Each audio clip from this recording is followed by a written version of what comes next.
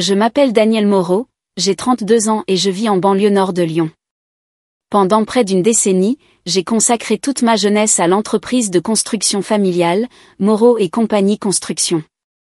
Dans mon esprit, il n'y avait jamais de plan B, une seule voie, devenir la digne successeur de l'héritage que mon père avait bâti à partir de rien. Depuis mon enfance, j'ai grandi au son des perceuses et à l'odeur du plâtre imprégnant les chemises de mon père. À 8 ans, je savais déjà distinguer un plan technique d'un rendu en 3D. À 12 ans, j'ai passé tout mon été à répondre au téléphone à la réception et à organiser les dossiers au service comptabilité. Chaque fois qu'un client complimentait mes manières, mon père, François Moreau, me tapotait fièrement l'épaule et riait, « Cette fille a le sens des affaires », comme quelqu'un que je connais. Il ne disait jamais beaucoup de mots doux, mais la façon dont il me regardait était toujours comme une promesse, « Un jour, tout cela sera à toi ». Cette promesse s'est enracinée dans mon cœur et est devenue le moteur de tout.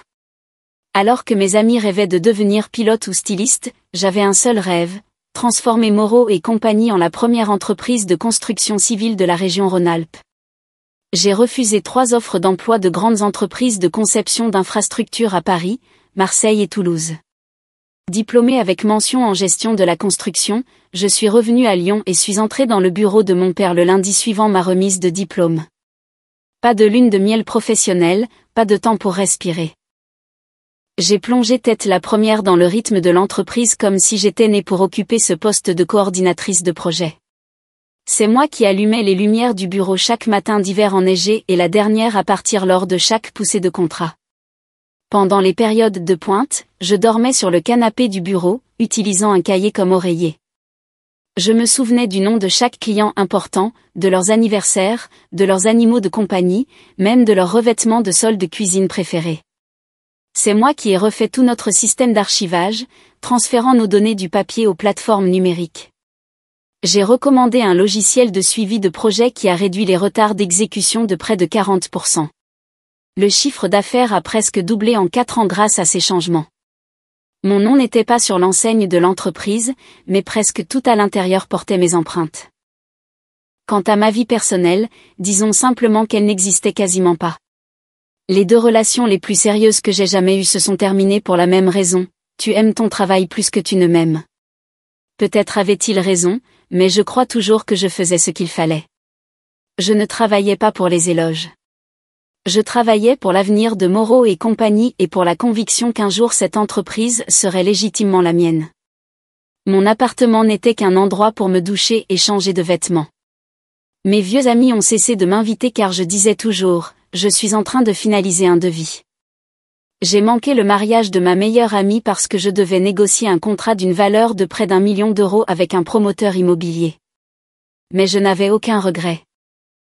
Je croyais que chaque sacrifice aujourd'hui était une brique posée vers la position que je méritais demain. Personne ne m'y a forcé.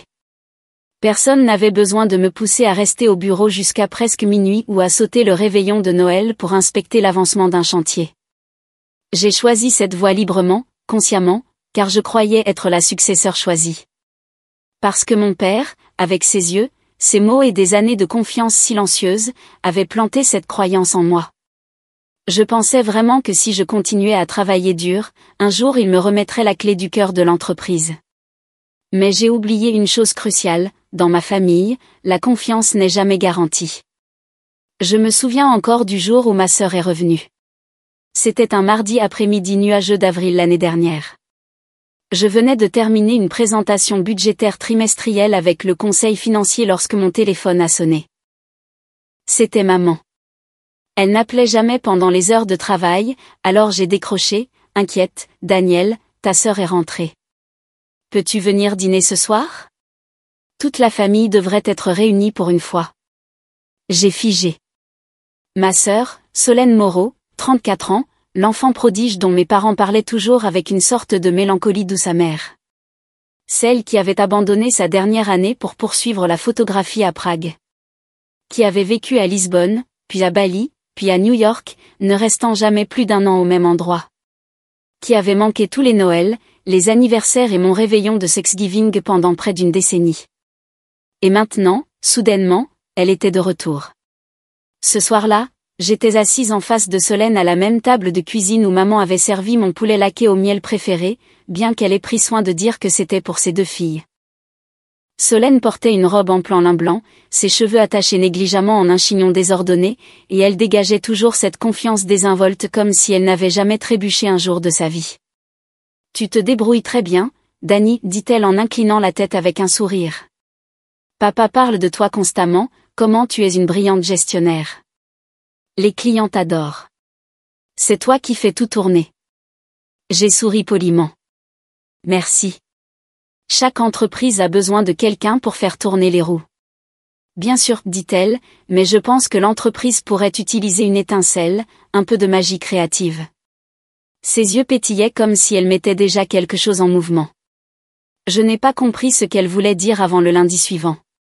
Papa m'avait appelé dans une salle de réunion annexe à son bureau. Solène était déjà là, souriante, un café frais à la main, comme si elle était à sa place. « Daniel, commença papa, je voudrais vous présenter le nouveau rôle de Solène. À partir d'aujourd'hui, elle sera notre directrice créative de marque. Elle aidera à remodeler l'identité de notre entreprise, des présentations au site web en passant par la façon dont nous abordons les clients potentiels. Le marché évolue, et je crois qu'il est temps que nous aussi. » Je l'ai regardé.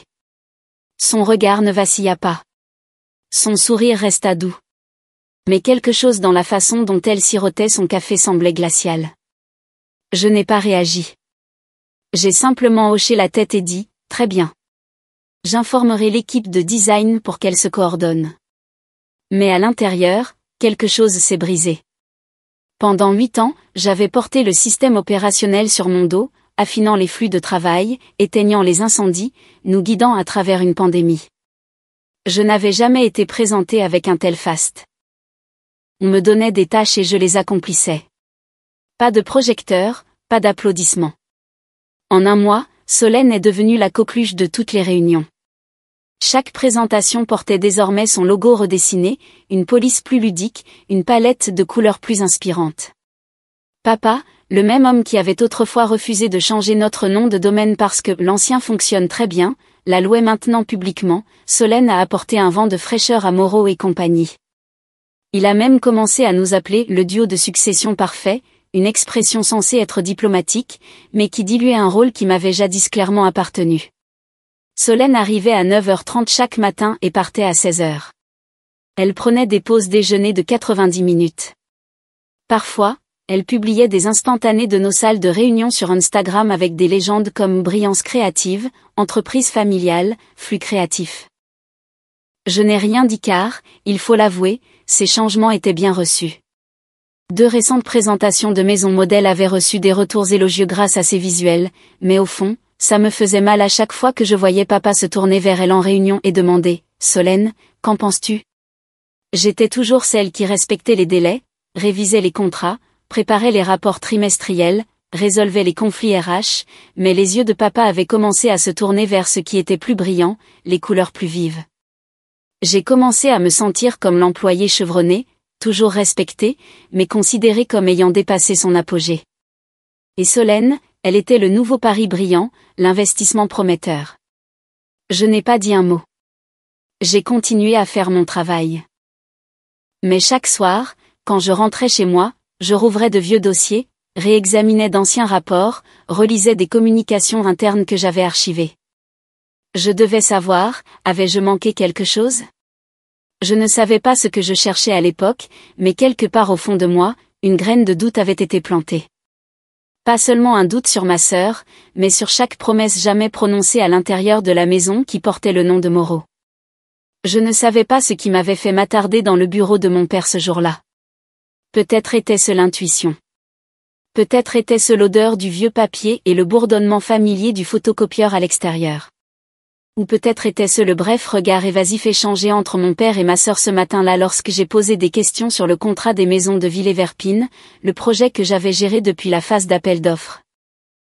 Papa a déjà envoyé l'original au service juridique pour la résiliation, dit-il un peu plus vite que d'habitude. Tu peux vérifier la copie scannée dans le système, mais il n'y avait pas de copie dans le système. Et je savais que mon père n'envoyait jamais l'original sans en garder une photocopie. C'était sa règle d'or, répétée depuis que j'étais stagiaire. Alors je suis retournée à la salle d'archives du sous-sol. Seule Éléonore, l'assistante de longue date et responsable de bureau, et moi nous souvenions encore des tiroirs qui coinçaient, des vieilles boîtes mal étiquetées. J'ai ouvert tiroir après tiroir, feuilleté pile après pile, cherchant non seulement le contrat, mais autre chose que je ne pouvais nommer. Puis je l'ai vu. Un document relié en noir sans étiquette claire, glissé entre un dossier de transfert de terrain de 2009 et un accord de prêt bancaire de 2013. Curieuse, je l'ai sorti. La page de garde indiquait « Transfert de présidence Moreau et compagnie construction 17 avril seulement ». Il y a 4 mois. J'ai ouvert la première page et mon cœur s'est presque arrêté. Transfert de 72% des actions de François Moreau à Solène R. Moreau. 18% restant conservés par François Moreau. 10% à Linda R. Moreau. Aucune mention de moi. Pas une seule ligne, pas une seule note de bas de page. Je l'ai relu, puis encore. Mon cerveau criait, ce n'est pas possible. Ce doit être un brouillon, une erreur. Mais ce n'était pas le cas. Tout était légalement contraignant, notarié, estampillé, daté. Aucune mention de temporaire, de procuration ou de provisoire. Mes mains sont devenues froides. La pièce a semblé rétrécir. L'air s'est épaissi. J'ai dû me cramponner à l'étagère pour rester debout.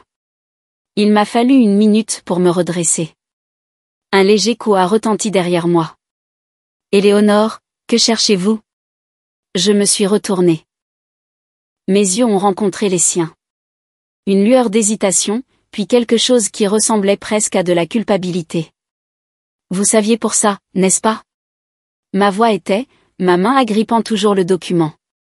Depuis combien de temps? Elle n'a pas répondu tout de suite.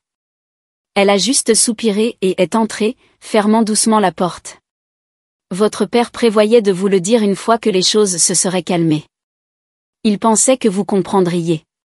Comprendre quoi? Ai-je presque crié. Comprendre pourquoi il a tranquillement donné toute l'entreprise à ma sœur, celle qui n'est même pas revenue depuis 1 an, qui n'a jamais passé une seule heure sur un chantier. Éléonore m'a regardé, les yeux pleins de tristesse. Daniel, ce n'est pas de ta faute. Et ce n'est pas entièrement celle de Solène non plus. Votre père croit que l'entreprise a besoin d'une nouvelle direction, et il pense que vous êtes trop attaché aux anciennes méthodes. Attaché? J'ai laissé échapper un rire amer. J'appelle ça maintenir l'entreprise en vie à travers une récession, une pandémie et une douzaine d'erreurs financières qu'il a causées. Elle est restée silencieuse. Je l'ai dépassée, le document à la main, dévalant les escaliers si vite que j'ai failli trébucher. Je ne me souviens même pas comment j'ai conduit jusqu'à chez moi, mais quand je suis entrée dans le garage, je tenais toujours le dossier. Une sueur froide coulait le long de mon cou, mes paumes trempées. Je me suis effondrée dans le fauteuil de mon salon. Téléphone éteint. Dehors, la nuit tombait. La ville s'illuminait. Et je suis restée là, seule, avec une douleur qui brûlait silencieusement en moi. Je me suis souvenue de toutes les fois où mon père avait dit « Cet avenir est à toi, Dany ». Je l'avais cru de toute ma jeunesse et de tout ce que j'avais sacrifié.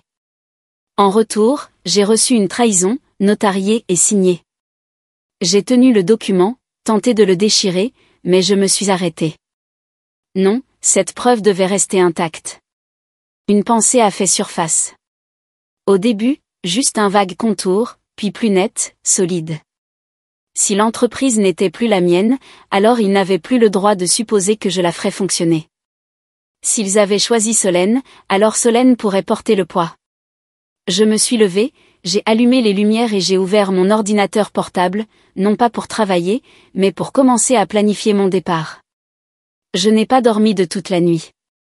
Chaque ligne de l'accord de transfert d'action était comme une lame lente coupant à travers ma mémoire. 4 mois. Il m'avait caché cela pendant 4 mois entiers. Chaque réunion, chaque déjeuner, chaque compliment adressé à Solène. Tout s'était passé alors qu'il savait déjà, et pourtant il faisait semblant que rien n'avait changé. Et moi, je continuais à me présenter au bureau tous les jours à 7 heures, m'attaquant à l'arriéré de dossiers laissés par la soi-disant directrice créative, pensant que je suivais toujours la voie de la succession. Ils m'ont laissé croire cela. Ils m'ont laissé servir un rêve qui m'avait déjà été volé. Le lendemain matin, je me suis réveillée avec un étrange vide. Pas d'ordinateur portable, pas de mai. J'ai mis une chemise noire à col et un jean, quelque chose que je ne porterai jamais au bureau parce que ce n'était pas professionnel. Mais aujourd'hui, je n'allais pas impressionner qui que ce soit. J'ai envoyé un message à maman, je rentre dîner ce soir. Tout le monde sera là, a-t-elle répondu en moins de 5 minutes, ajoutant un smiley. Parfait. Papa et Solène seront là aussi. Je ferai votre bœuf bourguignon préféré. Parfait. Je suis arrivée exactement à 18h. La maison en briques rouges avec le porche blanc où j'avais grandi était toujours la même, mais aujourd'hui, elle semblait porter une couche de peinture plus froide. Je n'ai pas frappé. Je n'avais pas besoin de permission pour entrer dans la maison que je pensais autrefois être mon dernier refuge. Maman portait son tablier. L'odeur de la cardamome du ragoût emplissait l'air. Papa était assis à la table de la salle à manger, lisant le journal, avec une douce musique classique provenant du haut-parleur de la cuisine. Solène dressait la table, chemise blanche, cheveux en chignon soignés comme si elle venait de sortir d'un shooting de campagne de marque. Daniel. Maman rayonna, les bras ouverts pour me serrer. Je l'ai laissé faire. Je n'ai pas rendu son étreinte. Un verre de vin, demanda Solène, brandissant une bouteille de rouge fraîchement ouverte. Pas besoin. Je veux être lucide ce soir, dis-je, la voix aussi tranchante qu'une lame de rasoir. Tous les trois ont figé. Papa leva les yeux, les sourcils froncés. J'ai tiré une chaise au bout de la table, posé un dossier noir carrément sur la surface en bois, puis les ouvert, n'ai rien dit, les ai laissés lire. Solène a jeté un coup d'œil à la première ligne, et a figé. Maman a porté une main à sa bouche. Papa, qui montrait rarement d'émotion, est resté complètement immobile. Je l'ai trouvé dans l'archive, dis-je, la voix calme et froide. Étrange, une décision aussi énorme, et personne n'a pensé que je devais être mise au courant. Daniel, balbutia maman. Votre père prévoyait de vous le dire quand le moment serait venu. Le bon moment? J'ai laissé échapper un rire amer. Alors, les 4 derniers mois n'étaient pas assez bons, ou attendiez-vous que je sois officiellement mise de côté avant de l'appeler le moment parfait? Papa posa le journal. Tu es trop émotive. J'ai claqué les dossiers. Ne me parle pas d'émotion quand c'est toi qui m'as écarté. Solène parla, sa voix plus douce que d'habitude. Ce n'est pas ce que tu penses. Tu as toujours un rôle précieux. Précieux? Je l'ai coupé. C'est moi qui ai tiré l'entreprise de la crise financière de l'année dernière. J'ai renégocié les contrats de travail, optimisé les coûts d'exploitation et transformé le projet de la colline d'une perte en profit en 3 semaines. Mais le contrôle exécutif à une main est confié à la fille qui est revenue il y a moins d'1 an et a une fois appelé les formulaires de congé, liberté avec condition, point. Silence. Seul le ragoût bouillonnant dans la marmite faisait du bruit. Daniel, dit papa, la voix sévère. Solène apporte une nouvelle perspective. De la créativité. Toi. Tu es trop rigide, trop fixé. Je vois. Donc 10 ans d'engagement, c'est rigide. La pensée systémique est figée, mais des photos granuleuses en noir et blanc de porte-clés et de plafonniers. C'est ça la vision de l'avenir. Solène baissa la tête pour une fois sans réponse. Je me suis levée, ma voix baissée, mais d'une clarté cristalline. Je vais poser une question. L'un d'entre vous m'aurait-il un jour dit la vérité si je n'étais pas tombée sur ce dossier? Silence. Merci. C'est tout ce que j'avais besoin de savoir. J'ai ramassé le dossier, croisant le regard de chacun d'eux. Ce n'est pas une menace. C'est une annonce. À partir de demain, je ne travaillerai plus pour Moreau et compagnie. Tu ne peux pas, halta maman. Tu es le cœur de l'entreprise. Non. Je regardais mon père droit dans les yeux. J'étais juste un rouage de rechange et maintenant je me retire de la machine. Puis je me suis retournée, m'éloignant de la maison où tout avait commencé. Je pensais avoir complètement coupé les ponts après cette nuit-là, mais la vie ne fonctionne pas comme une fin de film où le personnage sort de la porte.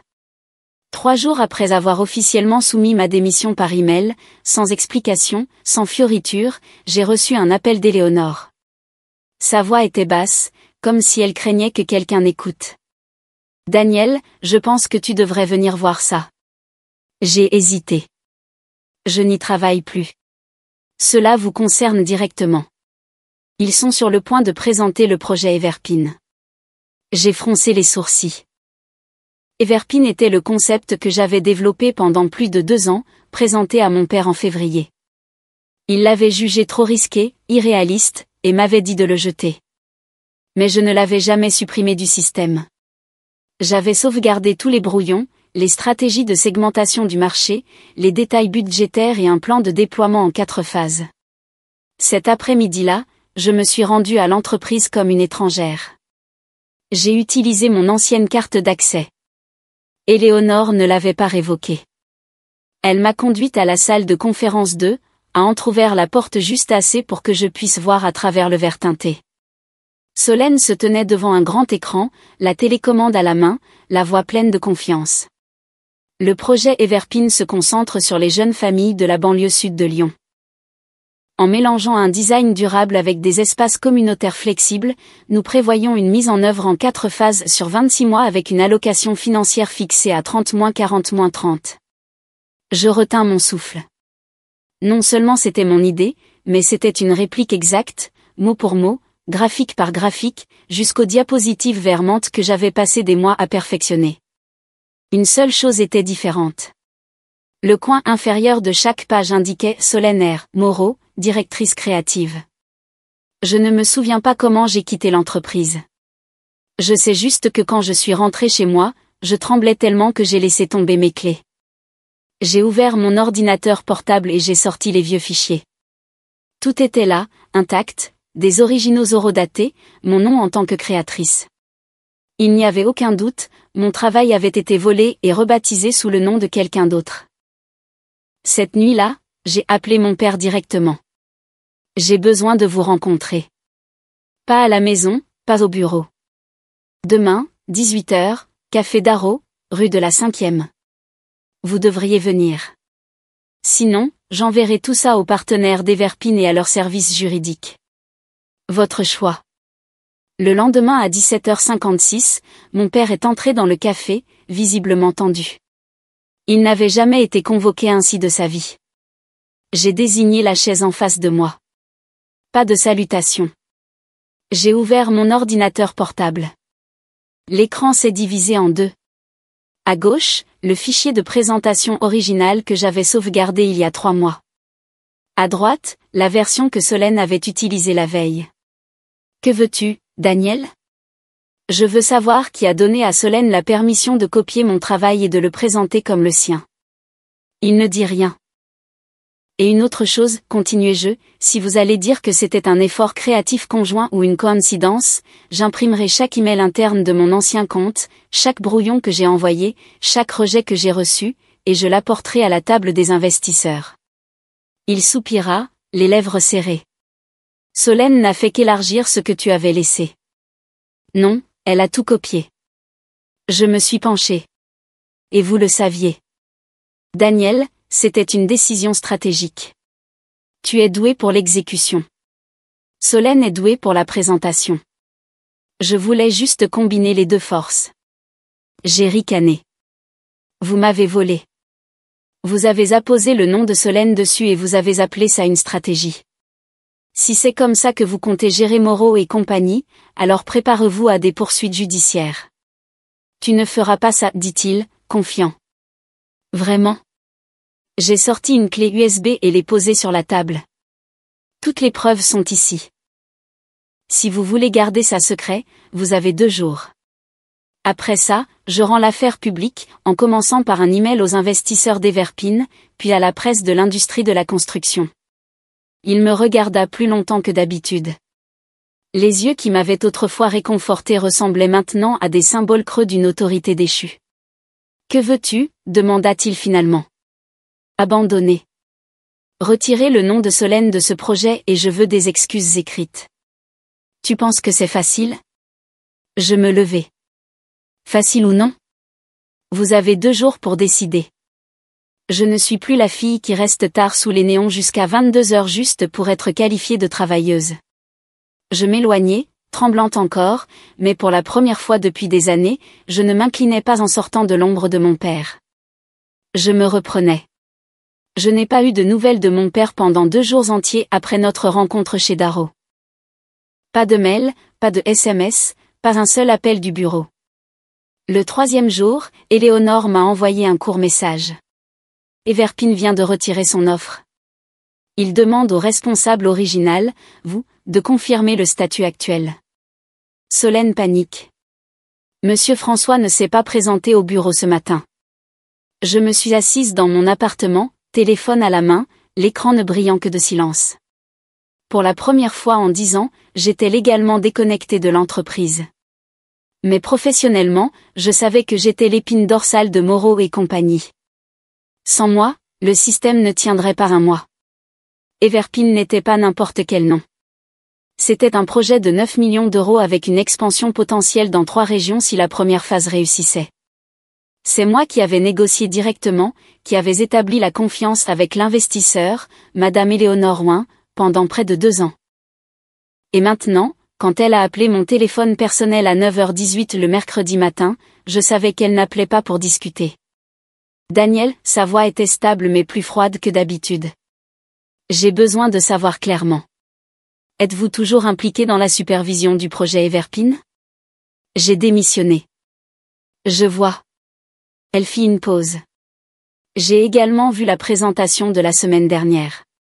C'était votre brouillon, n'est-ce pas? Et Solène Moreau n'y a pas contribué. Pas une seule ligne. Une autre pause. Alors nous venons d'envoyer un avis de retrait de contrat. Je ne signerai rien à moins que vous ne fassiez partie de l'équipe de direction.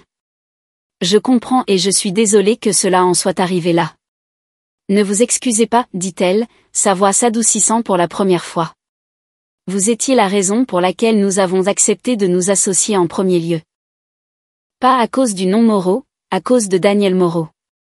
Après cet appel, j'ai expiré, mais pas entièrement de soulagement. Je savais que cette nouvelle allait frapper Moreau et compagnie comme une bombe. Et j'avais raison. Le même soir, alors que je faisais la queue au supermarché près de mon appartement, mon téléphone a sonné. C'était maman. Daniel, sa voix tremblait. Peux-tu revenir? Non, nous avons perdu Everpin. Tu le sais, n'est-ce pas? Je le sais. L'investisseur m'a appelé directement. Solène ne peut pas gérer ça. Elle s'effondre. Elle est restée silencieuse. Elle a continué à essayer de combler le silence. Votre père, il n'est pas lui-même. Il n'a pas dit un mot de la journée. Et Éléonore dit que les sous-traitants commencent à se retirer en raison de problèmes de paiement. Pourtant, je n'ai rien dit. Finalement, elle a baissé la voix. Vas-tu vraiment laisser tout s'effondrer comme ça? Je ne laisse rien tomber, dis-je lentement. Ils se sont fait ça à eux-mêmes. Je ne suis plus disposée à nettoyer après eux. Mais c'est l'héritage de notre famille. Non, maman, l'ai-je interrompu. C'est l'héritage que vous avez tous décidé de donner à Solène. Alors, qu'elle le préserve. J'ai raccroché. Le lendemain à midi, j'ai reçu un email du domaine de l'entreprise. Pas celui de mon père, mais celui de Solène. L'objet était « Veuillez me rencontrer ». J'ai ouvert le message. Je ne peux pas justifier ce qui s'est passé. Je veux juste vous rencontrer si vous êtes d'accord. Je viendrai où vous voulez. J'ai besoin de vous non pas pour l'entreprise, mais pour comprendre. Je n'ai pas répondu tout de suite. Ce n'est que plus tard cette nuit-là, en nettoyant un tiroir, que j'ai trouvé le plan de croissance de l'entreprise que j'avais écrit à 26 ans. À l'encre rouge, le papier froissé après que papa l'ait mis de côté. Puis j'ai répondu, demain matin, 8 heures, café érable et pain. Je ne savais pas ce que je dirais à Solène, mais je savais une chose. Je n'allais pas sauver Moreau et compagnie. Si elle voulait survivre, elle devrait se tenir sur les pieds de la personne qu'ils avaient choisie à ma place. J'avais lâché prise. Et cette fois, je ne reviendrai pas. Je suis arrivée à Érable et Pain à 8 heures pile. L'air lyonnais conservait encore une trace de brume matinale, et la petite cloche au-dessus de la porte a tinté alors que je la poussais. L'endroit sentait le café fraîchement torréfié et les gaufres fraîchement préparés. Solène était déjà assise à une table près de la fenêtre, les mains autour d'un cappuccino intact. Elle s'est levée en me voyant, mais je n'ai fait qu'un léger signe de tête et me suis assise. Pas besoin de politesse. Merci d'être venue, commença-t-elle. Je n'ai rien dit, posant mon téléphone sur la table, écran vers le bas. Tu n'as pas besoin de dire quoi que ce soit. Solène se précipita pour parler comme si elle craignait que je ne me lève et parte. Je voulais juste admettre que j'avais tort. La proposition d'effort n'était pas la mienne. Je le sais, et je n'aurais pas dû permettre que mon nom y soit associé. J'ai suivi les instructions de papa, et j'étais trop faible pour refuser. Mais maintenant, les choses s'écroulent, et je comprends pourquoi. Toujours silencieuse, j'attendais la vraie raison pour laquelle elle m'avait demandé de venir ici. Solène déglutit difficilement. Papa parle de te demander de revenir. Oh, vraiment? J'ai légèrement incliné la tête. Parce qu'il pense que la pensée de la vieille école pourrait sauver un navire en perdition. Solène rougit. Ce n'est pas ce qu'il voulait dire. Je comprends parfaitement bien, la couper je. Et s'il voulait vraiment parler, l'invitation aurait dû venir de lui, pas de toi. Elle baissa les yeux, traçant son doigt le long du bord de sa tasse de café. Je me suis levée, prête à partir quand elle m'a arrêtée avec une phrase qui m'a fait faire une pause. Papa a dit, si tu acceptes de revenir, il est prêt à transférer une partie de ses actions. Je me suis retournée et me suis lentement rassise. A-t-il dit combien? Suggéré 15% et un titre de directrice exécutive adjointe. J'ai ri. Je ne reviens pas pour être l'adjointe d'une directrice créative ratée. S'il veut que je revienne, les conditions sont très claires. J'ai sorti un carnet de mon sac et j'ai tourné à la page que j'avais déjà préparée. 40% de propriété, commençai-je, les yeux fixés sur Solène. Un siège avec droit de vote au conseil d'administration, un titre de directrice exécutive, égal ou supérieur au tien, et le contrôle total du projet Everpin si tant est qu'il soit encore récupérable. 40%, répéta-t-elle, comme si le chiffre venait d'une autre planète. J'ai fait fonctionner l'entreprise pendant près d'une décennie. Je l'ai sortie de 3 crises majeures. Tu es revenu il y a 11 mois, dont 7 passés à de longs déjeuners et à modifier les couleurs des PowerPoint. Solène se tut. Je continuai, si la famille veut que je sauve l'héritage qu'elle a autrefois jeté, alors elle devra en payer le prix. Je ne fais plus de charité. Elle hocha lentement la tête, puis sortit son téléphone. Je vais transmettre ça à papa. 2 heures plus tard, j'ai reçu un appel d'un numéro inconnu. J'ai décroché. La voix de mon père retentit. Sèche mais maîtrisée. Daniel, nous devons parler. Il n'y a rien à discuter sans avocat et un accord signé, dis-je fermement. Tu vas trop loin. Non, papa. Je ne fais que jouer selon les règles. Un instant de silence. Puis il soupira. D'accord. Demain, 10 heures, bureau d'Harold. Nous parlerons comme des gens à une table de négociation. J'ai raccroché, ma main agrippant le téléphone, non pas par peur, mais parce que, pour la première fois, j'étais aux commandes. Le lendemain matin, je suis entré dans le bureau d'Harold dans un tailleur gris anthracite, les cheveux soigneusement attachés, portant un dossier préparé jusque dans les moindres détails, rapport de contribution au projet, analyse de croissance des revenus, lettre d'approbation de 3 clients majeurs, tout prouvant une chose. Je n'étais pas une employée. J'étais l'épine dorsale. Mon père était déjà assis avec Harold et ma mère à ses côtés. Solène n'était pas là. C'était mieux ainsi. Daniel, commença Harold. Nous avons examiné vos conditions. Je n'ai pas cligné des yeux. Votre père a accepté en principe. J'ai hoché la tête. Je veux un accord signé aujourd'hui. Sinon, j'ai une réunion avec le groupe West Haven à 14 heures. Mon père me regarda pour la première fois depuis mon entrée. Tu ne plaisantes pas? Je n'ai jamais plaisanté, répondis-je. Et si vous ne le comprenez toujours pas, alors il est inutile de continuer. Il tendit la main. Recommençons. J'ai regardé la main, autrefois familière, maintenant étrangère. Pourtant, je l'ai serrée, une poignée de main entre partenaires, pas entre père et fille. L'accord a été signé après 1 heure de négociation. J'ai reçu 40% des capitaux propres, directement prélevés sur sa part, un siège avec droit de vote au conseil d'administration. Solène a conservé 35%. Ma mère a gardé les 25% restants, n'étant plus impliquée dans la gestion. Je suis sortie du bureau d'Harold avec les papiers en main et la tête haute. Je n'avais pas récupéré une ancienne position. Je venais d'établir un tout nouvel ordre. 2 semaines après la signature au cabinet d'avocats d'Harold, je suis officiellement retournée chez Moreau et compagnie, mais plus comme une ombre silencieuse. Cette fois, mon nom était gravé sur la plaque de laiton, directrice des opérations. Daniel Moreau, copropriétaire, participation de 40%.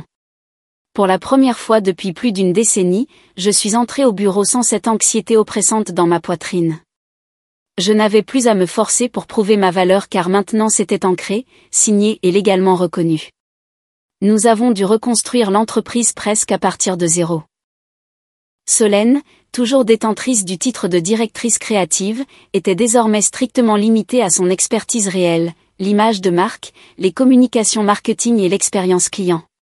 Elle n'avait plus son mot à dire sur la planification financière, les opérations de projet ou les décisions stratégiques. Je supervisais le cœur, la gestion des ressources, la planification des investissements, les procédures de construction, les relations avec les entrepreneurs, et surtout, la reconstruction de la confiance des clients. Après les retombées d'Everpine, la première chose que j'ai faite a été de réinitialiser la culture d'entreprise. J'ai mis fin au travail de nuit non rémunéré, j'ai institué une politique claire de semaine de travail, 45 heures, pas plus, les exceptions uniquement avec approbation préalable. Les gens n'étaient plus des outils. Ils étaient des bâtisseurs comme moi. J'ai restructuré les réunions de direction, courtes, transparentes, efficaces. Plus de conférences de 3 heures de mon père répétant que l'expérience du monde réel l'emporte sur tout. Désormais, les données guidaient les décisions, les intuitions étant réservées au marketing, pas aux opérations. Solène a eu du mal au début. Elle n'était pas habituée aux limites ou au système. Mais au lieu de m'opposer, j'ai coaché. Chaque semaine, nous nous rencontrions pour un café et une session de contexte où je lui expliquais ce qu'elle ne savait pas, de l'analyse budgétaire à la lecture d'un rapport de construction technique en passant par l'évaluation des risques dans un contrat de construction. Un jour, elle a lancé « Pourquoi tout doit-il être si compliqué ?» J'ai souri. La complication est ce qui a permis à cette entreprise de survivre à 2 récessions. Peu à peu, elle a changé. Elle prenait des notes, posait de meilleures questions. Plus important encore, elle savait quand faire une pause et écouter. 1 mois plus tard, j'ai reçu un email d'Éléonore Ouin, l'investisseuse principale d'Everpine. Nous sommes ouverts à renégocier à condition que le projet soit dirigé uniquement par Daniel Moreau. J'ai imprimé cet email et l'ai affiché sur le tableau d'affichage interne. Tout le département est resté silencieux pendant quelques secondes, puis les applaudissements. Pas pour la gloire individuelle, mais parce que nous étions de nouveau dans la course ensemble. Mon père, lui, est revenu à un rôle de conseiller. Plus de contrôle direct. Il ne venait plus que 3 jours par semaine, lisant principalement des rapports dans son bureau, apportant occasionnellement des contributions. Une fois, il est entré dans une réunion et a semblé perdu parmi toutes les métriques et la terminologie. Il savait que son air était révolu. Je ne l'ai pas exilé. J'ai simplement défini des limites claires. Il pouvait être mon père, mais plus mon ancien patron. 3 mois plus tard, Moreau et compagnie a signé à nouveau Everpine avec une portée élargie et une valeur ajoutée de près de 2 millions d'euros. 4 anciens clients sont revenus, 2 nouveaux investisseurs ont proposé des partenariats. Je me suis assise dans mon nouveau bureau, pas celui de mon père, mais un que j'avais conçu moi-même. Lumière naturelle, un bureau en bois foncé, une étagère bien rangée et un pouf d'angle où je pouvais lire des documents sans tendre les épaules. Sur le mur, j'ai encadré le tout premier croquis que j'avais réalisé pour Everpine, encore taché de café dans le coin inférieur. À côté, une petite note d'Éléonore, ta constance est ce qui a tout maintenu debout. Je regarde ce cadre tous les jours comme un rappel. Tout le monde ne voit pas votre valeur dès le début. Mais si vous restez ferme, vous finirez par être celui qui tiendra le volant. Je ne suis plus la fille oubliée sous les feux de la rampe de quelqu'un d'autre. Je suis Danielle Moreau, celle qui n'a pas attendu qu'on lui donne le pouvoir, mais qui l'a revendiqué elle-même. L'histoire de Danielle est un puissant rappel que personne ne peut vous enlever votre valeur à moins que vous ne le permettiez.